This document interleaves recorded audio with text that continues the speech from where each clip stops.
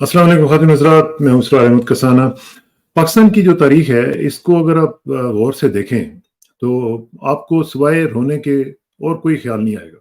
और आप शुरू से देखें कि किस तरीके से पाकिस्तान को लूटा गया, पाकिस्तान को बर्बाद किया गया। अच्छा ख़ासा मुल्क था जब शुरू भी हुआ था, हालाँकि गुर्बत थी, सब कुछ था, लेकिन इंस्टीट्यूशंस मौजूद थे, लोग परफ़ॉर्म भी कर रहे थे, लोग बड़े कमिटेड भी थे, सब कुछ करना चाहते थे। लेकिन आहिस्ता-आहिस्ता हमने ओवर द ईयर्स देखा कि किस तरह इसको बर्बाद किया गया। और ख़ास तौर पे अभी जो पिछले 30-40 साल का जो पीरियड है, उसमें 2 ख़ानदानों ने जिस तरीके से इसको लूटा है, बर्बाद किया है, उसका ज़रा थोड़ा-सा तज़किया करेंगे। और साथ ही ये जो इंस्टीट्यूशनल कोलैप्स हुआ है, इसकी एक और जो अभी रीसेंट निशानी हम देख रहे हैं, वो ये है कि यूनिवर्सिटी ऑफ बहावलपुर में, जो इस्लामिया यूनिवर्सिटी ऑफ बहावलपुर है, वहाँ पे जो मामला चल रहे हैं और जिस तरीके से वहाँ पे एक सेक्स स्कैंडल जो है वो सामने आया है और किस तरीके से नशे के ऊपर लगा के बच्चियों को ख़राब किया जाता है। और वहाँ पे उसमें उनका जो चीफ सिक्योरिटी ऑफिसर हैं, कोई रिटायर्ड मेजर हैं, वो इसमें शामिल हैं, एक डायरेक्टर फाइनेंस और पता नहीं कौन-कौन इसमें शामिल है। अभी खुलेगा सिलसिला तो पता चलेगा कि क्या-क्या होता रहा है वहाँ पे और अभी तक क्या हो रहा है वहाँ पे और किस तरीके से उसकी अब पर्दापोशी भी की जा रही है और कितने लोग जो हैं उसमें इन्वॉल्व होंगे, ये पता चलेगा। इन तमाम उमूर का तज्ज़िया करने की कोशिश करेंगे और उसकी वजह जाँचने की कोशिश करेंगे कि ऐसा क्यों होता है हमारे यहाँ और उसके ऊपर ना कोई सज़ा होती है, ना कोई एहतसाब होता है, क्या वजह है इसकी? तो इन तमाम उमूर में गुफ्तगू के लिए हमारे साथ मौजूद हैं जनाब डॉक्टर फरीद मलिक साहब, साबिक चेयरमैन हैं पाकिस्तान साइंस फाउंडेशन के। डॉक्टर साहब अस्सलाम वालेकुम जी। वालेकुम जी, वालेकुम। डॉक्टर साहब, ये जो सूरत-ए-हाल हम डिस्कस करना चाह रहे हैं, एक तो ये है कि जो पाकिस्तान में हुआ वो तो हुआ है, उसको भी अभी डिस्कस कर लेते हैं, लेकिन उसका जो सबसे ताज़ा तरीन जो जो एक कह लें कि जो उसका निशानी सामने नज़र आ रही है, वो ये है जो यूनिवर्सिटी ऑफ बहावलपुर में एक स्कैंडल आपने सुना होगा, जिस तरीके से वहाँ पे 5500 से ज़्यादा जो वीडियोज़ हैं, वो गलत किस्म की बनाई गई हैं और उसमें तमाम लोग जो यूनिवर्सिटी के साथ अटैच्ड हैं, वो उसमें इन्वॉल्वड हैं मुबैना तौर पर। और वो गिरफ्तार 3 लोग हो चुके हुए हैं और उनके पास जो थी वो वीडियोज़ वो बरामद भी हो चुकी हैं, नशे की चीज़ें जो है वो बरामद हो चुकी हुई हैं और सेक्स, ड्रग्स वगैरह पता नहीं क्या-क्या चीज़ें वो बरामद हो चुकी हुई हैं। अब मुझे ये बताएँ कि ये कितना बड़ा चैलेंज है हमारी स्टेट के लिए कि जो विमेन एम्पावरमेंट की बात हम करते हैं, जो बच्चियाँ पढ़ाई के लिए हम भेजते हैं यूनिवर्सिटियों में, वो कितनी सेफ हैं और क्या इसका इम्पैक्ट पड़ेगा ओवरऑल हमारे सिनेरियो पे? देखें जी, ये जिस तरह आपने भी जिक्र किया, पाकिस्तान में एक इंस्टीट्यूशनल कोलैप्स हुआ है। कोई अदारा जो है वो अपना जो उसका रोल है वो प्ले नहीं करता।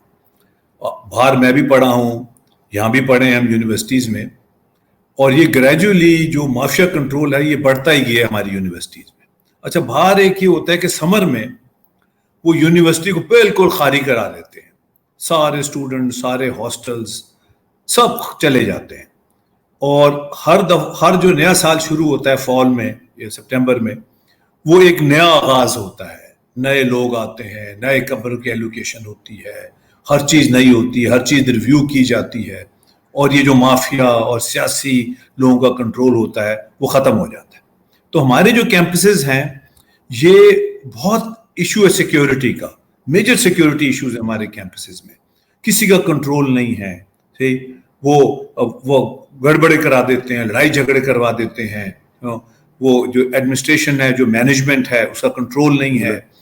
मुझे याद है 60s में जब अयूब खान के खिलाफ मूवमेंट शुरू हुई तो यू करामत थे वाइस चांसलर पंजाब यूनिवर्सिटी के, तो ओल्ड कैंपस में पुलिस एंटर हो गई, उन्होंने शाम को इस्तीफा दे दिया। उनको जी मेरी बगैर इजाजत के पुलिस मेरी यूनिवर्सिटी में किस तरह एंटर? इतना कंट्रोल था अपने अदारे पे, अपने डिपार्टमेंट पे, एक एक स्टूडेंट की फिक्र, एक एक डिपार्टमेंट की फिक्र, उनको पता था कि कहाँ क्या हो रहा है। तो मेरा कहने का मतलब है ये सब जगह इंस्टीट्यूशनल कोलैप्स है और यूनिवर्सिटीज में क्योंकि यंग लोग आते हैं और वो बेचारे वो उनके रहमो करम पे होते हैं, अपने असातिज़ा के, मैनेजमेंट के, तो उनको एक्सप्लॉइट किया जाता है। और जो ऊपर के लोग हैं, जो अफसरान बाला हैं, वाइस चांसलर्स हैं, रजिस्ट्रार्स हैं, वो या तो इनकॉम्पिटेंट हो जो हैं या डरपोक हैं, वो इस माफिया के सामने स्टैंड नहीं लेते। ये भी मैंने नोटिस किया है कि कई अच्छे अफसर वो भी सिफारिशें करवा के आए हुए होते हैं, वो उनको भी पता होता है नौकरी चल रही है, चलने दो बस। जी हाँ, और ट्रांसफर हो जाएगी या निकाले जाएंगे, तो वो कितना don't stick their head out, पता सबको है।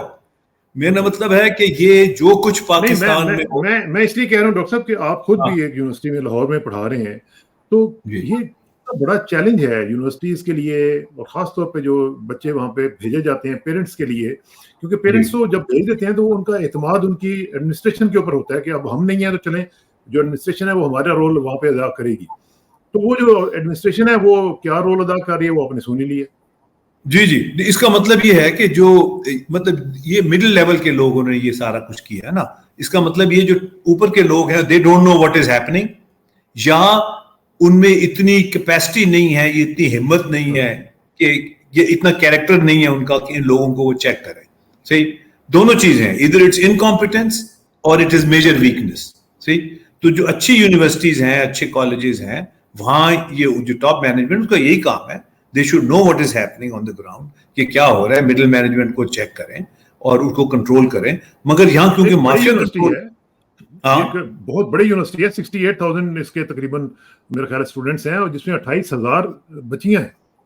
जी जी जी जी, तो ये बड़ा ये एक बड़ा अलमिया है, और it should be an eye opener के स्टार्टिंग फ्रॉम द कैंपसेस, कि हमारे जितने भी यूनिवर्सिटी कैंपसेस हैं they need a major clean up. मैं तो बहुत सालों से ये कह रहा हूं कि they need a major clean up, और इसकी जो रिक्रूटमेंट पॉलिसीज भी रही हैं हमारी यूनिवर्सिटीज की, जिससे वाइस चांसलर को सिलेक्ट किया जाता है, वो भी सही नहीं रही हैं। वो भी एक क्लीक लोगों का था जो अपने मतलब के वाइस चांसलर अपॉइंट कराते थे। मुझे भी एक दफा कहा गया था जी आप भी अप्लाई करें वाइस चांसलर की पोजीशन के लिए, तो मैंने जब वो कमेटी देखी, सिलेक्शन कमेटी, उसमें एक भी पीएचडी नहीं था। सी, और वो पीएचडी रिक्वायरमेंट है वाइस चांसलर की दी, there was not a single PhD in that committee.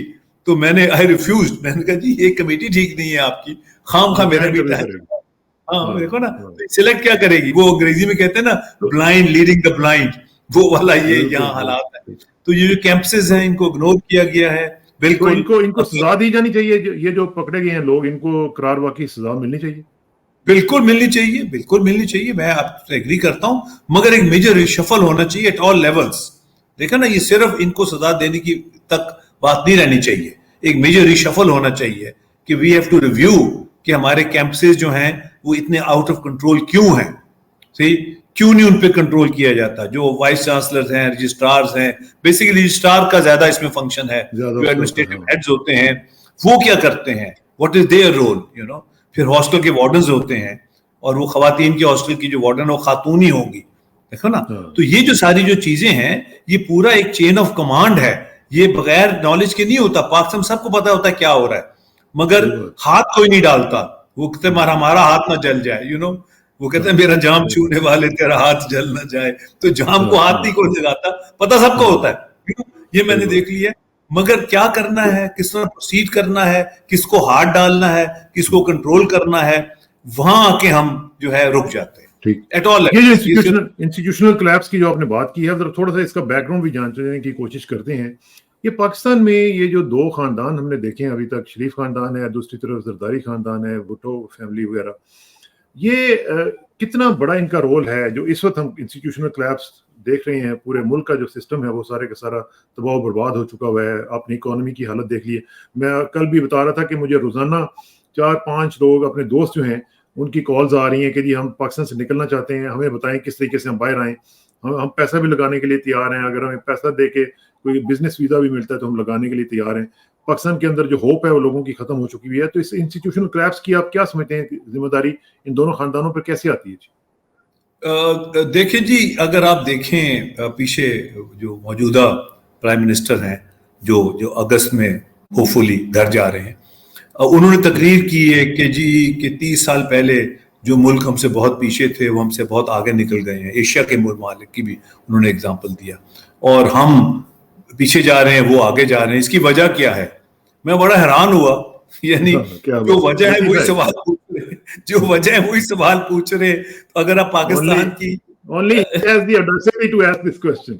हाँ बिल्कुल, तो वो कि मैंने कि जी आप देखें, अगर पाकिस्तान नीचे जा रहा है और ये दोनों खानदान ऊपर जा रहे हैं, यानी the fall of Pakistan commemorates with the rise of these two families।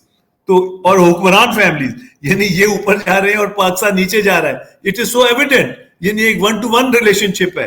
यानी एक जो है वो अपने इंटरेस्ट में हुकूमत में आते हैं اور وہ لوٹ مار کر کے چلے جاتے اور پاکستان نیچے جا رہا ہے, قوم لوٹ رہی ہے, نیچے جا رہی ہے, اور یہ دو خاندان اوپر جا رہے ہیں. اٹ از سو آبویس, یعنی یہ کوئی اس میں اور یہ نظر آ رہا ہے آپ کو, کہ ایک وہ 3 مرلے کے گھر سے یہ گوال منڈی میں رہنے والا ہے خاندان, وہ اب وہ 3000 مرلے کے وہ پیلس میں آ گیا ہے. تو بھائی وہ اور وہ 3 مرلے جو تھے اس میں 7 بھائی تھے. 7 بھائی تھے, بالکل. اچھا آپ منی ٹریل ہی بتا دیں, آپ ہمیں بتا دیں کہ آپ نے کس طرح یہ یہاں تک پہنچ. بڑی اچھی بات ہے, ہو سکتا ہے انہوں نے پراپرلی پہنچے. ان کا اگر آپ ٹیکس ریٹرنز ہی دیکھ لیں 30 سال کی, تو یہ 5 مرلے کے گھر میں تک نہیں پہنچتی. وہ جو انہوں نے ٹیکسز دیے ہیں اس کے مطابق اگر یہ 5 مرلے کا گھر بھی بنا لیں تو وہ اس سے ٹیکس کے ساتھ اس کی کوریلیشن بنتی ہے. یہ ایک بڑی اسٹیٹ تھنگ ہے. اگر آپ ال کپون جو تھے, جو پچھلی صدی میں جو شکاگو کے بڑے وہ گینگسٹر تھے, ان کو انٹر ریونیو سروس نے پکڑا. انہوں نے کہا جی آپ نے ٹیکس اتنا دیا ہے اور پراپرٹیز آپ کی اتنی ہے, ویلتھ آپ کے پاس اتنی ہے, ٹیکس آپ نے اتنا دیا ہے. انہوں نے پکڑ لیا. ان کا جی ایکسپلین کریں. کوئی دنیا کا کورٹ انہیں نہیں پکڑ سکتا تھا, کنوکٹ نہیں کر سکتا تھا. جس طرح ہمارے یہاں بھی دیکھیں, کوئی دنیا کا کورٹ کنوکٹ نہیں کر سکتا. وہ تو یہاں بھی وٹنس مر گئے, ہارٹ اٹیک ہو گیا, وٹنسز مر گئے, سب کچھ ہو گیا, عدالتوں نے چھوڑ دیا, سب کچھ ہو گیا, آپ پکڑ ہی نہیں سکتے. مگر وہاں بھی یہی تھا, مگر وہ ٹیکس والوں نے پکڑ لی. انہوں نے کہا جی آپ نے ٹیکس اتنا دیا ہے اور پراپرٹیز آپ کی اربوں کی ہیں, یہ کہاں سے آیا ہے. جب ان کو پکڑ لیا تو ان کا جو مافیا نیٹ ورک تھا وہ ڈسرپٹ ہو گیا ال کپون صاحب کا, اور وہ پھر جیل میں وہ مرے, اور وہ سارا جو نیٹ ورک تھا وہ ختم ہو گیا. تو یہاں بھی ایک یہ کرپشن کا نیٹ ورک ہے. انہوں نے بھرتیاں کی ہوئی ہیں اگینسٹ میرٹ, پیسے لے کے بھرتیاں کی ہوئی ہیں, اداروں میں لوگوں کو اسٹف کیا ہوا ہے. اور as a result of that اب وہ جو ادارے ہیں وہ یا ان کا کہنا مانتے ہیں آؤٹ آف لائلٹی, یا وہ اپنے وہ پیسے جو انہوں نے پیسے دے کے بھرتیاں کی ہوئی ہیں وہ اپنے پیسے ریکوری کے چکر میں ہیں. تو وہ جو ایک ادارے کا فنکشن تھا, ایک ادارے کا رول تھا, وہ ٹوٹلی ختم ہو گیا. میں سمپل ایگزامپل دیتا ہوں, ایک ایسا رول ہوتا ہے اسٹیچوریٹری ریگولیٹری آرڈر جی, جو ان کے زمانے میں بڑے ایشو ہوتے. ہاں پچھلے 30 سال کے وہ اس کی ایک لسٹ آ جانی چاہیے کہ وہ کس دن ایشو ہوا, کس کے کہنے پہ ایشو ہوا, اور اس کا بینیفیشری کون تھا. وہ آپ کو سارا پتہ چل جائے گا کہ صبح ایسا رو ایشو ہوتا تھا, جب وہ کریپ نکل جاتا تھا وہ شام کو یا اگلے دن وڈرا. تو میرا کہنے کا مطلب یہ ہے کہ یہ جو اسٹیٹ کو مس یوز کرنا, اسٹیٹ کو اپنے اسٹیل مل پاکستان کی بند ہوئی ہوئی ہے, ان کی اسٹیل ملیں چل رہی ہیں, حکومت کے جو ادارے ہیں وہاں وہ بند ہو رہے ہیں, ان کے چل رہے ہیں, یہ پروفٹیبل ہیں, یہ ہندوستان سے بھی لوگوں سے ڈیل کرتے ہیں, وہاں سے بھی منگا لیتے ہیں, سارا کچھ کرتے ہیں, ٹیکس نہیں دیتے, قرضے واپس نہیں کرتے. تو دس از واٹ ہیپنز دین. دیکھو نا, تو ایک سارا جو تھا ایک جو سسٹم تھا ملک کا جو ایک تھا وہ سارا ڈسٹرب ہو گیا. اور اس میں بیسیکلی زیادہ جو ہے یہ شریف اور زرداریز کا ہے. میں بھٹو کو تھوڑا پیچھے رکھتا ہوں, بیکاز اب پیپلز پارٹی جو ہے وہ زرداریز کی پارٹی ہے, بھٹو والی پارٹی نہیں ہے, کیونکہ اس زمانے میں کرپشن, فائنینشیل کرپشن نہیں تھی. باقی پالیسیز کا تو آپ وی کین ڈسکس, ٹھیک تھی غلط تھی, مگر فائنینشیل کرپشن نہیں تھی. یہ جو فائنینشیل کرپشن آئی ہے, لیکن بے نظیر صاحبہ نے آصف زرداری صاحب کو کافی کھلی چھوٹ دی بھی تھی کہ جو چاہے وہ کریں. 10% دی تھی ان کی زندگی میں, ان کو 10% ملی ہوئی تھی چھوٹ. اور وہ کیونکہ انہوں نے کنونس کیا تھا بے نظیر بھٹو کو کہ پیسوں کے بغیر ہم سیاست پاکستان میں اب نہیں کر سکتے, کیونکہ ہمارا مقابلہ تاجروں سے, بزنس مینوں سے ہے جو پیسے لگاتے ہیں. اور خاص طور پہ یہ جو بے نظیر کے خلاف ووٹ آف نو کانفیڈنس ہوا تھا 1990 میں یا 89 میں, تو وہ پیسوں سے آصف زرداری نے بے نظیر بھٹو کو بچایا اس ووٹ آف نو کانفیڈنس سے. وہاں سے بے نظیر صاحبہ واقعی کنونسڈ ہو چکی تھی. یہ جو آپ بات کریں یہ بالکل درست ہے. مجھے یاد ہے کہ 90s میں, لیٹ 90s میں میری جب ان سے ملاقاتیں ہوتی تھیں تو میں نے ایک دفعہ ان سے پوچھا تھا نیو یارک میں کہ کرپشن کے حوالے سے, تو انہوں نے مجھے کہا تھا, انہوں نے کہا تھا کہ اتنی کرپشن ہمیں کرنی پڑتی ہے تاکہ ہم شریفوں کا مقابلہ کر سکیں. ہاں بالکل. تو یہ اس طرح کرپشن یہاں آئی, اور ایک بڑی ماڈسٹ بیک گراؤنڈ جو زرداری صاحب کی اور ان کی فیملی کی تھی, پیمینو سینما سے شروع ہو کے, اور پھر وہ پولو وہ پلیئر بن گئے, پولو کلب بنا لیا انہوں نے وہاں کراچی میں, اور وہ کرتے کرتے اور یہاں تک وہ پہنچ گئے. تو اس وقت جو ٹاپ ریچسٹ 3 پاکستانیز ہیں جو پاکستان میں رہتے ہیں, ویسے تو وہ امریکہ میں بھی ایک ہیں پاکستانی, وہ جو لاہور کے ہیں, وہ بھی میرا نام ان کے ذہن سے शाहिद, हाँ शाहिद खान, हाँ वो लाहौर के ही हैं, हाँ बल्कि लाहौर के ही हैं, मेरे से स्कूल में 4 साल मूंछों वाले, हाँ हाँ 4 साल सीनियर थे मेरे से स्कूल में, और अनारकली में इनकी दुकान भी है, इनके वालिद की स्टेशनरी की दुकान है, स्टेशनरी ड्राइंग स्टोर है इनका, अभी भी है वो दुकान इनकी।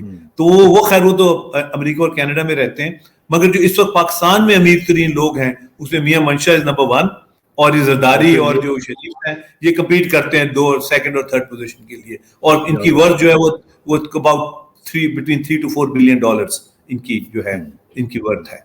तो मेरे कहने का मतलब है कि ये कहां से शुरू और कहां तक यहां पहुंचे, भाई हमें बता दो, आप पब्लिक ऑफिस होल्डर हो, आपकी responsibility to tell the people कि आपने जो पैसे कमाए हैं वो पब्लिक से लूट के नहीं आपने पैसे कमाए, आपने एक बिजनेस करके एक यहां तक पहुंचे हैं। अब शाहिद खान अपनी पूरी कहानी सुनाते हैं कि मैंने कहा किस तरह यहां तक पहुंचा, उनकी हर चीज मौजूद है, मनी ट्रेल मौजूद है, वो बकायदा और बड़ा प्राउडली वो बताते हैं कि मैं किस तरह यहां तक पहुंचा।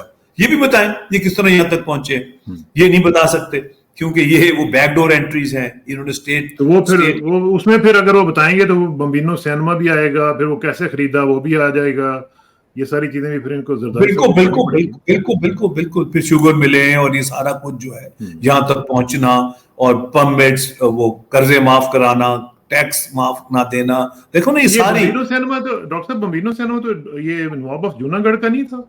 जी हाँ ये नवाब जूनागढ़ का था, और नवाब साहब जो थे वो जाहिर बात है नवाब टाइप लोग थे, वो ज्यादा इंटरेस्ट नहीं लेते थे, तो इनके वालिद इसके मैनेजर थे, हाकिम अली जरदारी साहब। हाकिम अली जरदारी, हाँ, और उस वक्त ये बम्बिनो सिनेमा जो ये मेरे ख्याल में पाकिस्तान का ये कम से कम कराची का सबसे बड़ा सिनेमा था, बड़ा सिनेमा था, और काफी इसकी वो इम्पोर्टेंस थी, बड़ी प्राइम लोकेशन जी, लोकेशन बड़ी अच्छी थी। वो फिर उन्होंने उनको कन्विंस किया नवाब साहब को कि जी ये बिजनेस डाउन जा रहा है तो इसको आप बेच दें, और इसकी रनिंग कॉस्ट वगैरह बढ़ी है, उनका बेच दो मियाँ। वो नवाब टाइप बंदे थे, वो इतनी छोटी मोटी चीजों में नहीं पड़ते थे, तो इन्होंने जो है इनकी लॉन्च हुई। ये डॉक्टर साहब आपकी आवाज कट गई थी, जरा दोबारा बताइएगा, जब उन्होंने कहा कि बेच दो फिर उन्होंने क्या किया? उन्होंने अपने फ्रंटमैन आगे करके अच्छा खुद ही खरीद लिया। अच्छा, शुरू से इस तरह के काम ये शुरू से ही कर रहे हैं, ये कोई आज नई बात नहीं है। बिल्कुल। तो इन्होंने उसको खरीद लिया, और असल में ये जो है ना, मियां शरीफ को साहब तो बड़ा ओपनली कहते थे कि जी हर आदमी की कीमत है, आप वो लगाएं, पैसे दें और काम कराएं। यानी ये किसी रूल्स रेगुलेशंस, किसी सिस्टम्स को, कानून को, किसी चीज को नहीं मानते। ये कहते हैं पैसे दो और काम कराओ। तो ये मियां शरीफ की फिलॉसफी थी, वो इन्होंने इंट्रोड्यूस किया, उसी तरीके से बिजनेस किया, और ये फिर डाउन द रोड जरदारी साहब और ये कंपनी उसमें एंटर हुए। भुट्टो तो क्योंकि बिजनेस में नहीं थे तो उनको ये सारी ट्रिक्स नहीं आती थी।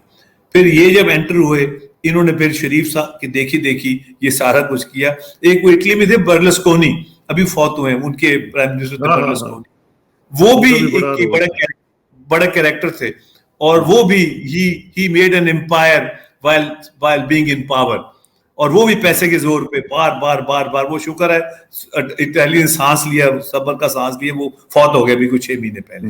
सी, और जितने मैंने बल्कि एक आर्टिकल भी लिखा था, जितने मियां शरीफ जितने एस्ट्यूट और स्मार्ट थे, उनका मुकाबला बर्लस्कोनी से था। वो तो शुक्र है वो प्राइम मिनिस्टर नहीं बने, वरना वो बन सकते थे। वरना नहीं, उन्होंने अक्लमंदी की, उन्होंने बिहाइंड द सीन उसको रन करने के लिए अपने बेटे को आगे किया, सी, और उनके थ्रू उन्होंने ये सारा कंट्रोल किया। तो ये है कि ये टोटल इस वक्त हमारा कोई इंस्टीट्यूशन काम नहीं कर रहा, इंस्टीट्यूशनल कोलैप्स है, सी, और हर अदारा जो है वो अपना फंक्शन रोल नहीं करता। जो हेड ऑफ द डिपार्टमेंट्स हैं वो जिस तरह वो पंजाबी में कहते हैं डंग टपाऊ, यानी दिन गुजारने आते हैं, ये गुजर जाए और इज्जत से तनख्वाह पहले को मिल जाए, गाड़ी खड़ी हो, बाहर ड्राइवर हो, चाय और बिस्कुट चल रहे हो, और चलो जी ये this is all it is. कोई विजन नहीं है, कोई डायरेक्शन नहीं है, कोई अपना रोल प्ले करने के लिए तैयार नहीं है। और इसकी वजह जो है, the mother of all corruption and evil are the martial laws. ये सब उनकी पैदावार, ये निकले वहां से हैं सारे, सही। ये और हर मार्शल लॉ ने एक नई पौध तैयार की करप्ट पॉलिटिशियंस की और सियासतदान, स्टार्टिंग विद अयूब खान। सी, वो 58 से एक ऐसा प्रोसेस शुरू हुआ پھر ہر مارشل لا جب آتا ہے وہ ایک نئی پود چھوڑ کے جاتا ہے اپنے پیچھے, ایک ٹریل چھوڑ جاتا ہے. وہ کہتا ہے جہاں سے داستان چھوڑا ہے, یہ داستان چھوڑا ہے. لیکن یہ مجھے بتائیں کہ یہ جو دونوں اپنے خاندانوں کو بتایا اور آپ نے بتایا کہ اس کی اصل وجہ جو ہے وہ مارشل لاز ہیں, تو کیا وقت نہیں آ گیا کہ اسٹیبلشمنٹ بھی یہ سوچے کہ بھئی اس طرح ملک نہیں چلنے جا رہا, اس طرح ملک اگر چلایا جاتا رہا تو وہ ختم خدا نخواستہ ہو جائے گا, تو ان کو بھی تو اپنا کورس کریکشن کرنے کی ضرورت نہیں ہے؟ بہت زیادہ ضرورت ہے جی. اور دیکھیں ایشو یہ ہے کہ بہت زیادہ ضرورت ہے, کیونکہ یہ اس طرح نہیں چل سکتا. یہ بالکل بات آپ کی ٹھیک ہے. اور ہمیں ایک اسٹرانگ آرمی چاہیے, بٹ ان دا بیرکس.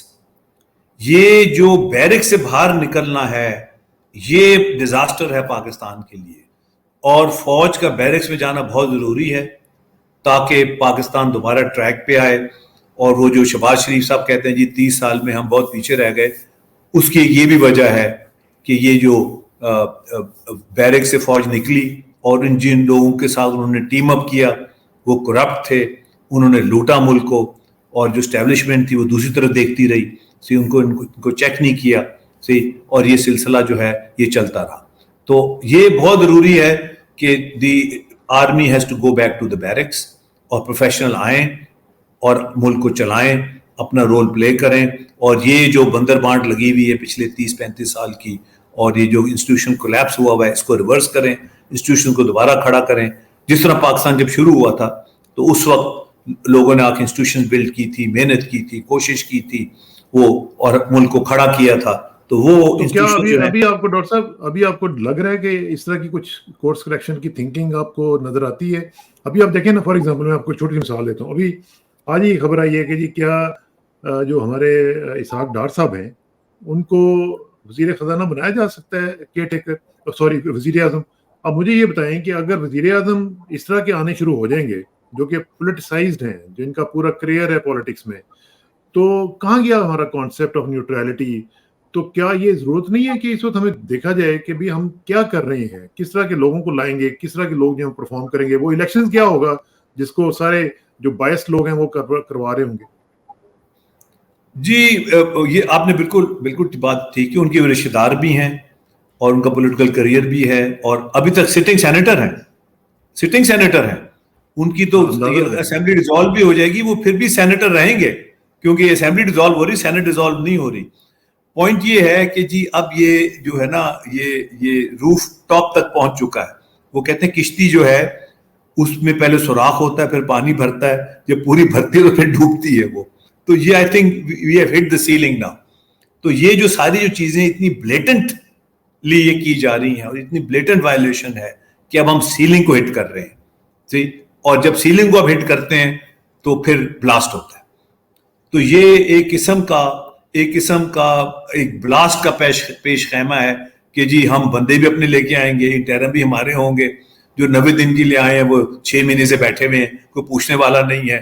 تو یہ we are moving towards a blast, اور اس کو اگر کریکٹ نہ کیا تو اس کے حالات جو ہیں وہ بہت زیادہ خراب ہو سکتے ہیں, بیکاز یہ ایکسیپٹیبل نہیں ہوگا.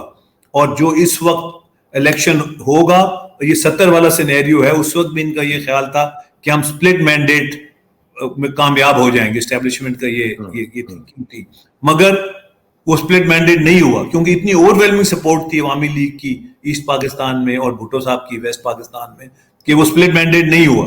ٹھیک, جب لوگ باہر نکلتے ہیں اور 80% پلس اگر لوگ نکل آئے اور انہوں نے ووٹ ڈالے تو یہ سپلٹ مینڈیٹ نہیں ہوگا پھر. صحیح, اور پھر ایک حالات ایسے ہوں گے, then somebody will have to give in. صحیح, کسی کو جھکنا پڑے گا, کسی کو وہ ورڈکٹ ماننا پڑے گا لوگوں کا, ورنہ ایک بلاسٹ ہوگا. تو اس صورتحال میں پھر عمران خان کے لیے اور پی ٹی آئی کے لیے کیا چوائسز بچ جاتی ہیں جی؟ پی ٹی آئی کے لیے چوائسز یہ ہیں جی کہ یہ بھرپور طریقے سے الیکشن لڑیں اور اپنے ووٹرز, میکسیمم ووٹرز کو نکالنے کی کوشش کریں, اور ان کی اپیل یہی ہونی چاہیے کہ لوگ نکلیں. اگر پاکستان کو بچانا ہے تو ہر شخص کو ووٹ ڈالنا ہوگا, بے شک جلسے جلوس نہ بھی کرے, مطلب وہ ٹھیک ہے اس وقت کیونکہ ایک فیئر کی فضا انہوں نے کی ہوئی ہے, مگر الیکشن والے دن ووٹ ضرور ڈالیں. अगर चाहे वही आपका फिजा जो फियर वाली है, अगर वो इलेक्शन वाले दिन भी कंटिन्यू रहती है तो फिर क्या हो? नहीं, वो बड़ा मुश्किल है, क्योंकि वो बहुत वॉल्यूम बहुत ज्यादा होगी ना, वो बहुत ज्यादा एरियाज होंगे कवर करना, उस फेयर को इतना फैलाना जो है वो जरा मुश्किल होगा। फिर ये है कि अगर पोलिंग स्टेशंस पे गड़बड़ करने की कोशिश की तो वहां क्लैश भी हो सकता है, सही, तो वो फिर और बड़ा एविडेंट हो जाएगा वो, सही, उसका लेवल इतना होता है कि उसको फिर कंट्रोल करना बड़ा मुश्किल होता है। जिस तरह जब अयूब खान का इलेक्शन हुआ था फातिमा जिन्ना के साथ 65 में, तो वो जो SHO होता था उसकी ड्यूटी होती थी कि वो अपने इलाके के BD मेंबर को लेके जाता था, उसका वोट डलवाता था SHO, और फिर उसको वापस लेके आता था, उसको घर में नजरबंद करता, उसके घर के बाहर बैठा रहता जब तक रिजल्ट ना अनाउंस हो। तो उस वक्त के जो स्टूडेंट्स थे उस वक्त 60s के, उन्होंने एक प्लान बनाया कि हम थानों को सराउंड कर लेंगे, SHO को निकलने नहीं देंगे। तो उन्होंने स्ट्रैटेजी ये इख्तियार की कि SHO को निकलने नहीं दिया, लोग इकट्ठे हो गए थानों के बाहर। जब SHO नहीं निकला तो BD मेंबर आजाद हो गया, उसने जाके फातिमा जिन्ना को वोट डाल दिया और कराची में फातिमा जिन्ना जीत गए। और वहीं से वो अयूब का डाउनफॉल वहीं से शुरू हुआ कि उनकी जो इनविंसिबिलिटी थी कि जी मुझे कोई नहीं टच कर सकता, वो शैटर हो गई। तो इसी तरह अब ये कई ट्रिक्स यूज कर रहे हैं कि लोगों के वोट स्कैटर कर रहे हैं, यानी फैमिली के वोट स्कैटर कर रहे हैं कि आप रहते हैं डिफेंस में, शादरे में आपका पोलिंग स्टेशन बनाया हुआ है। Even that we owe it to Pakistan कि जहां भी हमारा वोट है उस दिन वोट जरूर डाल, बैलेट बॉक्स में आपका वोट जाना चाहिए। और अगर 80% लोगों ने बैलेट बॉक्स में अपना वोट पहुंचा दिया तो पाकिस्तान में इंशाल्लाह तब्दीली आ जाएगी 70 में, इंशाल्लाह। तो ये बड़ा ये बहुत ही जरूरी है। और वोट डालना इस तरह है जैसे कि फर्ज है, एक आपके लिए फर्ज ऐन है। बिल्कुल ठीक है। थैंक यू डॉक्टर साहब, बहुत बहुत शुक्रिया। इंशाल्लाह इन द एंड फिर मैं यही कहूंगा कि हमने ये देखना है कि पाकिस्तान की फॉल किसकी राइज में कन्वर्ट हुई, उससे हमें जवाब मिल जाएगा कि ऊपर कौन जा रहे हैं और मुल्क नीचे जा रहा है। अगर चलाने वाले ऊपर जा रहे हैं और मुल्क नीचे जा रहा है, then something is seriously wrong. इसको हमें सीरियसली रॉन्ग। सही बात है, बिल्कुल सही बात है।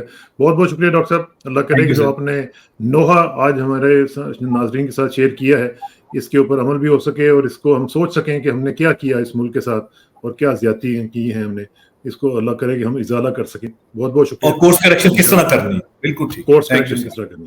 थैंक यू वेरी मच जी। सी यू सून इंशाल्लाह। अस्सलाम वालेकुम।